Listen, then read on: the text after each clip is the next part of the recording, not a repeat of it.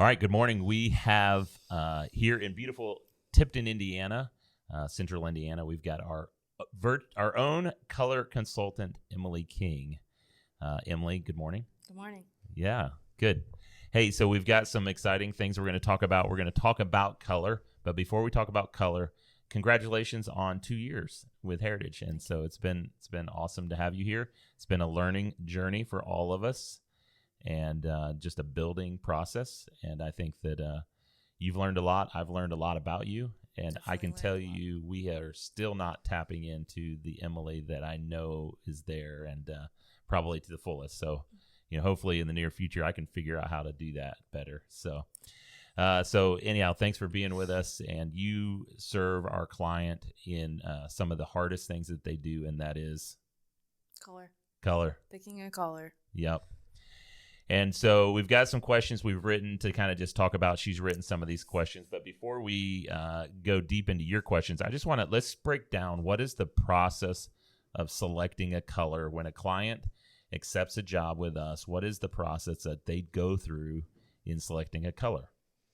So when a client first coming into acceptance, I'm calling them, reaching out to them, and then trying to figure out, hey, do you need, how much help do you need? Yeah. So is it just a matter of, I need to go out there and have a color consultation with them? Right. If they're doing any matches, which sometimes I'm still going out to meet with them just to confirm. Or they already have colors in mind, and that's good because it's easy. You put the color information in, and then they're off. Right. And then also, making sure the deposit is on file, and those two things have to be on file before we can schedule. Yep. What people don't realize, and what you do so well at, is as soon as we see that in that top line of accepted, that the salesperson's built that relationship and they've landed that person to be painted from us, you call them. Mm-hmm.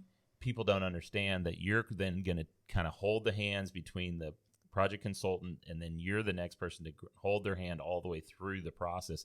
You're calling them to schedule, figure out what level of need they have. So, and those levels could be, like you said, do they need just a color book? Do they need a match? Do they have old paint in the garage that's frozen that we're going to have to try to figure out? And people don't know. Sometimes they don't even know where their paint is. Sure. And so you'll maybe go out and do a discovery, but sometimes it doesn't require a visit. Mm-hmm. Sometimes it requires a visit to the Dungy basement. Yep. And sometimes it requires a visit not only with your color matching tool, but your swatches. So so now we're at the house, or we've discovered the color. Then what happens? I mean, just kind of talking to the client, figuring out what color scheme they're wanting. If they're just going with the same color, if they want to brighten up the space, if they want to put accent colors in, and just kind of getting a feel for how they want their space to be in the end. Okay, I didn't write this down as a question, but we ask ourselves all the time. We try to put ourselves in the client's shoes, and we ask ourselves all the time, what are the questions that the client is asking, right? We write all these questions down. What are they asking? Mm-hmm. So what are the questions that people ask you all the time? What's trending? Okay. That is the number one question. And it drives you nuts. It drives me nuts. Because it's this is your space. Yep. I mean, even if you go with something that's trending, it could go with your space. Right. But sometimes, you could have a very warm and inviting theme in your house, but the trending color at that point in time could be a cool gray with a blue undertone. Right. And that might not necessarily fit your decor, your style, your persona. So many, right now, Joanna Gaines has made the farmhouse popular, right? And everybody wants to take a 1970s ranch and turn it into a farmhouse, right? And so that doesn't necessarily fit that. Right. But or the other thing that's really popular on the exterior is, black gutters, white body, and so everybody's painting their brick. Mm-hmm. Thanks to Joanna Gaines, thank you. Mm-hmm. Painting their brick, and that doesn't always fit. So that what's trending question, and I get that a lot from realtors, what's popular, and they want to know, because they want to have what are they really asking? I don't know if it's just like what's popular as like a starting point. Yeah. And then you can maybe just venture out from that color one way or another. Yep. So I'm not sure if it's just like what's trending, like, oh, well, these people have used this color, I'm going to use it. Yeah. And then that's just kind of, I think that kind of leads into, is this a safe decision? And is it always safe? And like telling you earlier. Yeah. So we've got that down as another kind of, is it a pet peeve that they ask that question? Not really. I just feel like sometimes it's just like, you're hiring a paint company to come out and paint. You're investing your time and money into this project. Into your home. And you just want to go with a white. Like, to me, that's just boring. Like, you're spending the time to do this and like investing your money, like not necessarily go bold. Like, I'm not saying like paint your whole house purple, but like do something that you like, that is going to fit in your space, and that you're gonna want, something that is inviting, where you're coming home every day after work, and it's not you're not just walking in and just seeing white walls. Right. And now, to the people who do like white, 20 years ago, my wife and I, we bought white kitchen cabinets, right? Today, she has white cabinets. If we were to be painting those cabinets, she would paint them like white again, and so white has a classic, right? White and blacks are classic, right? And so sometimes some people feel that white is their go-to, and so that's part of the discovery, right? What is this person's taste? And so it's really critical, and I think we have some tools that help you draw that out of the client and discover how do you draw that out of the client. This wasn't written down question, but how do you draw that out of the client? I mean, just getting a feel for if they're like moving into a fresh home, of how they want a bright space, something clean, or do they want something like that's more warm, kind of relaxed? So just asking that, just to figure out, how they're going to be living in their space. Yeah. Is it just, it's just there? Yeah. It's just a house? Yeah. Or it's just kind of like this is our home. Yeah. Like, is it a rental? Is it their home that they're going to live in? The things I think about, and I know you think about these things all the time, are what are the things that are staying? We're not touching these things, right? Like the flooring. I was in a house yesterday. They were using accessible or agreeable gray, which is kind of a earth tone gray. For those of you that know, it's a very popular color. But they have an earth tone tile, and I think it was an earth tone LVL or LVT, vinyl plank. And so it worked, right? And the trim was existing. We weren't painting the trim, so the trim was an earth tony trim, so it worked. It was best. Maybe I think you probably helped with that color, but that was a home. So let's go into this, and with that specific house, that house was all completely painted like stark white, no color at all in the house. So, and they had just purchased the home. So tell me, that goes into that kind of one of the other questions is, what does that conversation look like between realtors and homeowners? And because the homeowner, make it personalized. Yep. Okay, so go talk to me about that. So like when working with a realtor, I mean, your sole goal is to fill a space knowing like this is going to help you sell the house, sell the property. When it comes to a homeowner, like you either already have gotten to that point, you've just bought the house. I mean, some owners do, they are selling it, or, 5 years down the line they're selling it. But when it comes to a homeowner, pick colors that, knowing that you're still going to be living there, or this is your forever home, pick colors that you're comfortable with, that you're going to like living with, not just something just to put something up on a wall and cover some marks or something. Like, make it your home. And then, yeah, and as far as like realtors, I mean, it's just like, is this going to sell? Yeah. Yeah. So, I mean, we see a lot of repeat clients, and even in my own personal life, I have a daughter who we painted her bedroom 4 times in the time. Now she's graduated. And so here she was when she was really little, and well, actually, I'm going to say 5, because when she was a baby, we brought her home, and it was this very light, like purple color, and like some Bingham decor. And then we went to a new room, and it was a light pink. And then we went to a middle school teenage room. It was purple. And then we went into her last one was just a simple gray. I think it was Repose gray.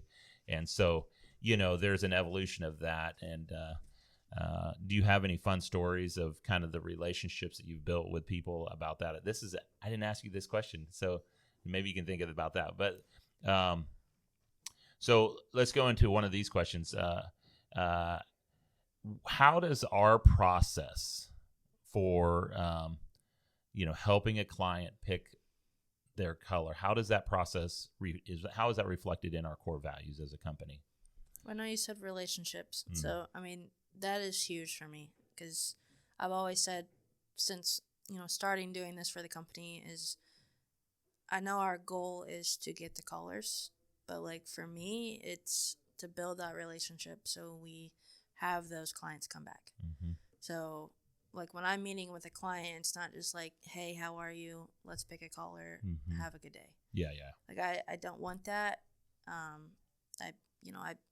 not like I'm just going to sit down with the client and learn about their whole life. Right. But it's just getting to know the client, sit down, talk to them, just have a mutual just kind of connection between each other. Sure. Yeah. So it's relationships. What else would you say in our core values? I know I said integrity, and I didn't really explain that, but I think just going with our word, we don't make promises, but at least going with our word and making sure that the end result is, and the whole process through, is what we've said from the very beginning. Yep. And so when one of the things that we do after the client has selected a color, we actually send them a color confirmation change order. We call it color confirmation change order, and they sign off on that. So then that helps, that just puts it out there and says, everybody's talked about this. It's not like, oh, we forgot since 7:30 last night when we were at your house, and I slept 8 hours since then. And it's so that they're getting an opportunity to keep us accountable, which is again another core value, accountability. We're also keeping them accountable with that. And so the other thing I think, Emily, we talked about this, is the excellence, right? Excellent communication, providing excellent service. It starts with the first phone call. Then the salespeople, the project consultants coming out, and then you're there. It's there are companies that just leave the homeowner out to dry, like go figure it out. Like, here's a color deck, figure it out. Here's a color deck, go figure it out. Some people want that level, but some people want more of a handhold, right? Yep. And so the relationships and the excellence, providing excellent products, providing excellent service, and excellent communication. And then, like you said, the integrity. So love that. Those are great things. So to the color confirmation, I'm glad that we have that as part of our process, because I think it's definitely eliminated issues that we had kind of came across in the past. I think there was one where a client wanted flat, but we were putting satin. And so it's just kind of like, we didn't have that process at the time to actually get that confirmed, have them, sign off on it. So now that we do, and it's like, if something happens after that, then it's, we have that all in writing, and we can figure out, how to get past that better than what we did in the past. Yeah. So, so many little things that we've learned, and honestly, we've learned them from our own failures, right? And our own inconsistencies. There are other things that we've learned, that we've kind of had to shift and adjust for, and I'm sure there'll be things that we'll learn down the road. Yep. So, let's talk about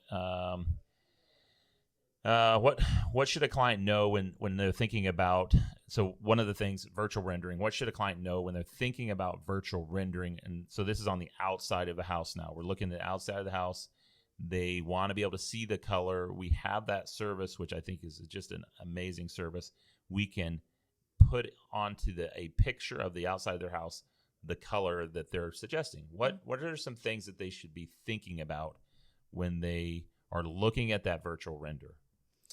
Well, the number one is just to keep in mind that it's digital. It's not like, yes, they like 99% of the time they're accurate, but sometimes it's like the picture that was taken the day of the estimate, the lighting that is reflected in there could be completely different from when, say, the project was completed, but then that lighting is different on that day, or the lighting was different when the product was going on. Or you're looking at it on a computer monitor, which is completely different than computer, maybe even your phone.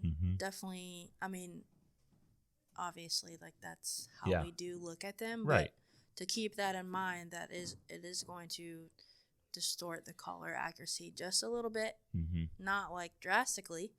But it's still not going to be like when I meet with a client, I always tell them like, just to keep in mind, like this is digital. It's just to give you an idea, because like the render is just to give you an idea of what that color family or scheme could look like. So we send them an email that kind of spells this out, and they can read that email. Some of them read it, some of them don't. They read through that email, and it says, but let's say they're 30% sure they want this, color white. Let's say shohi white, 30%. Then the virtual render gets them to 75%, right? And so and then they have a friend who says, oh yeah, that looks great. Now they're at 99%, and then once they see the color, then, so you're 99% sure, or you're whatever it is, so a virtual rendering is just kind of to help push the meter to more confidence. And that's the people that are struggling. It's really about just building that confidence and using all of the tools available to you to build that confidence. So now that brings me to another thing. You talked about lighting and color, and I love this conversation. So what is the number one factor when choosing a color? Lighting. Whether that's natural lighting when it comes to exteriors or interiors, having it shine through your windows, and then ambient lighting, which is, your light fixtures, your lamps, anything that is a light fixture in your house. And so that plays a huge factor, especially with the hues of the light. If you have yellow hued lighting or warmer tones, that's going to cast and reflect a warmer kind of reflection into the paint that you choose. Right. So I always suggest to a client to not do something with too much of like a yellow undertone, because then having that yellow warm lighting in that space is going to make it more yellow. Once the whole space is painted that way, you're probably going to second guess your thoughts. Sure. So, but when it's more like, bright white lighting, then it's more true to color that you have. And taking that, so one of the tools that we have that we make available to all of our clients are the 8x10s. We'll mail them straight to your house. And M has a whole book full of these most popular ones, quote unquote, most popular ones. And so, but then you're holding that up in a shadowed back corner of the house, or you're taking it out by a window and holding it next to the trim. And see how it looks next to the stained trim. That's going to fight against each other or whatever. And so you hold it in all different locations. That really helps you kind of go, I like it or don't like it. So because there's some clients too. It's like in each space, the lighting's different. So if we're doing one color throughout the house, sometimes that's not always bad, because it's just kind of like you might. Like the hallway and the main areas of the house, it might look like a lighter color because the lighting's different. But then if you go, like your master bedroom has like more warmer tones in lighting, the color, it's the same color, Mm-hmm. but it looks different. Yep. And sometimes that's not always a bad thing. Yep. So, Yeah. but lighting is huge. Lighting's a big thing. And so 15 years ago, accent walls were super popular. Are they popular today? What are you hearing in the field? I would probably say out of our client base, 30%. Okay. I can't say what our client base is, but Yeah. like it's like 1 out of 4 clients. If you had 4 clients in front of you, maybe 1 out of 4 of those clients want an accent wall. Okay. And I think when I first started this, I was like for it. Mm-hmm. I was like, yep, accent wall would look nice just to have. But the more I've done this process, it really depends on the space and where that accent wall is going. Right. So if we're doing accent walls, I mean, there could be, maybe like you have a fireplace in your living room, like maybe that wall that's like surrounding the fireplace. Okay. But you really have to be like particular of where it's going and not just randomly putting it somewhere. Right. But I also think that doing a solid color and Mm-hmm. then adding more of an accent in your decor, your furniture, accent pillows, curtains, Mm-hmm. rugs, I feel like that is better than trying to stress over picking an accent color for a wall. Sure. All right, Em. So let's talk about undertones on a color. Okay. Mhm. So you're gonna have to geek out on that for a minute. So get me started. Undertones are, I mean, is a thing. Yes. And I don't think a lot of people either they just don't know about it or it's hard for them to see unless someone is like showing them. Okay. So, I mean, like when a client comes to me and says, I want white, then I always was like, okay, I'll meet with you tomorrow at whenever time. Because when it comes to the white family, like these are all considered whites. And that's But- one family of product. That's Sherwin-Williams. Yeah. And we've got, however many whites here with hundreds of whites. Yeah, so I mean, it's even from here, I mean, you have more of like, you have off-whites that have more of, tan undertones, gray undertones. You also have some that have blue undertones, which is actually kind of nice because if someone wants a blue but not, too dark, Yep. they just want it very subtle, very light. I always go to this strip here. And Sherwin-Williams, just because it has those blue undertones. Some of them have kind of a green undertone. But back to the lighting question, that also does play a factor in how prominent these are, Mm-hmm. or having yellow hued lighting reflect Yep. with these that are already yellow. I mean, that could really make the space just. So here's a perfect story. Perfect real life story. Jennifer and I move into our new home, our new to us home. We remodel. We got it brand new, freshly remodeled. We painted an off-white. This is 20 years ago. We painted an off-white, kind of a beigey color because that was really popular. Mhm. And then we bring in our brand new couches. Yep. The couches were green, like it had a hint of undertone of green. And then I realized, oh my gosh, this beige color has an undertone of pink, of red or pink in it, and it just was not right. Yep. And so we ended up, she's married to a painter, so Yeah.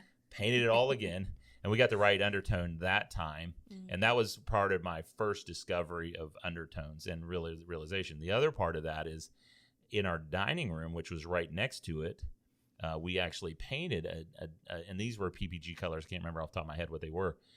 They were very popular. I remember them being used by a custom home builder and me seeing them there. So, to those of you that are trying to decide, going to these home shows, going to these events, obviously talking to our experts, is a value. Seeing them on our website, seeing them on our social media pages. But at that time, there wasn't Facebook. Yeah. There wasn't some of these things, and I barely knew anything about the internet. But anyhow, we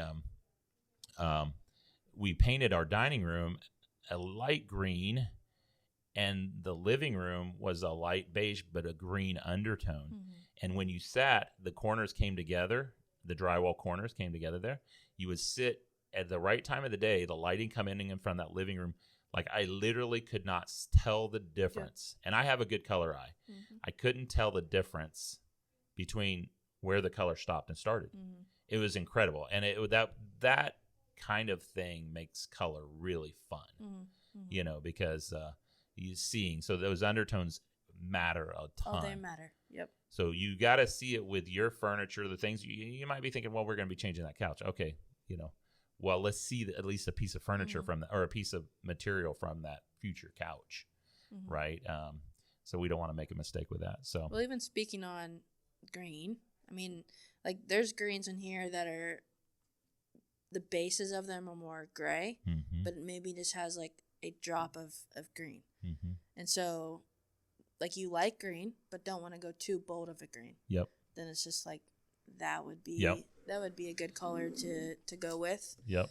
And here with this book, the Sherwin book, you go here with a blue, more of a blue swatch, and you might be looking at this color by itself at the top, but then if you look at this, the whole line as a whole, you can see the undertone, and you can see where it started, right? And so this, here's one that has a little bit more, a little bit more green as you go along, or a little bit more blue, or you get into these over here, a little bit more red. And if you just see it as by itself, you might not see that, but then you see it as a whole, then you can kind of begin to see that. So that's a great conversation. Go ahead. Well, even sometimes too, I could be going through here picking maybe 2 swatches for a client, but then we go to hold the 2 swatches together, and then that's where you can really see the undertones of this being more green versus this being more gray. Yep. And so then that, because I can tell you when I bring this to a client and they're like, oh my gosh, they freak out because there's so many colors. But when it comes to that of showing 2 swatches next to each other, then you can eliminate okay, I don't want it too green. Right. I like this one better. Right. Then that is kind of that helps the process a little bit. And I know it's a lot of colors, but I always tell a client it's very easy to narrow down to a few than it is to just picking out of the whole green family. Right. So, okay, next question. Another question you've got here is, does the size of the room matter? It does. Tell me about that, because I don't know that I've ever really... So, if a space for bathrooms, for instance, more than that, they're small. Yep. So there's no windows. You're not getting the natural lighting that's coming through. You're basing it solely on your light fixtures. Yep. So with that, you don't want to pick something that's too dark. Yep. And you also want to take into consideration if you have wood trim. Yep. That's also kind of making the space a little bit smaller. Sure. If we're updating the trim, priming, painting it, and going white, yep, that in itself is going to make the space feel kind of bigger. Yep. But if you have a more open concept, then it is okay to go halfway up or halfway down in the color strip, because you have a lot of windows, you have a sliding back door, you have curtains, but they're open all the time. Yep. So if you have open spaces that have more natural lighting, then you're okay to go farther down on the strip without it being too dark or making the space feel smaller. So again, the lighting is such a big thing, and that's how the size of the room, and that makes perfect sense. Yeah, so the size of the room, it always depends on your lighting. Yep. So I'm going to throw in another question here that wasn't on the list, and that is, what do I do with my closets? What do I do with my closets? And I'm going to answer this one. I don't know how you answer this, but this is how I always answer, and I was just answering this yesterday and the day before with other clients, is my recommendation. You can paint the closet the color as what you're painting in the room, but my recommendation is to paint the closet the same color as your trim. So, and with the same product. And so you get, if your trim is a white, so if your trim is stained, then that's a whole different conversation. You might then just paint it with a simple white satin finish. But I don't, my opinion, and everybody has their own opinion, my opinion is you never really want to paint the color of your closet the same as your room. Unless it's maybe a master closet, master bedroom closet where it's a big walk-in, maybe there. But if you paint it white, semi-gloss, trim, level white, it's more durable. Two, once you get all that stuff in there, right? You're not going to see it. You're not going to see it. And then it's bright. Some closets have lights, some closets don't. And so you want it to be bright. You want it to be durable, bright, and the last thing you want to do is repaint it. Because what do you have to do to repaint it? Take everything out. Pull all that crap out of there, right?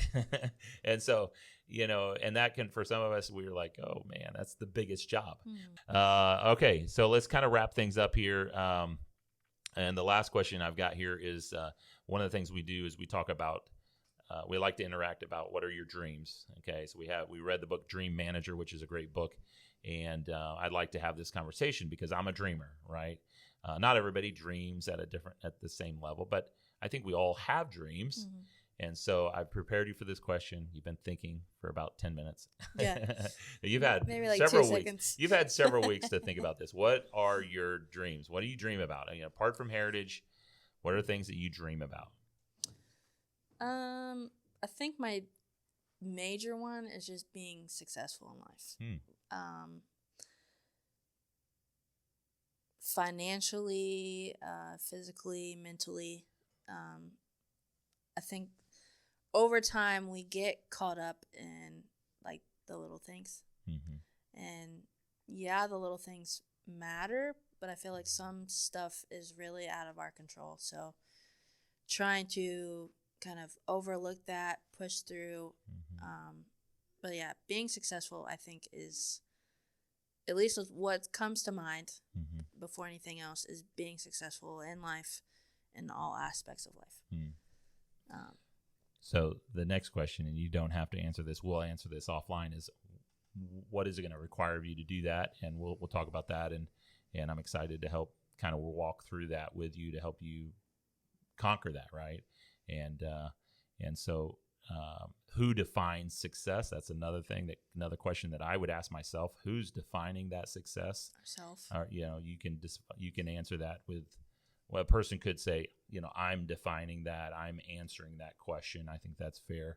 I would probably add to that for me is God gives me that, he tells me if I'm successful. And so I am being obedient to that. So, but that's awesome. I love that. I'm looking forward to helping you be successful in life. So thank you for being with us and looking forward to hopefully this being encouragement to those of you.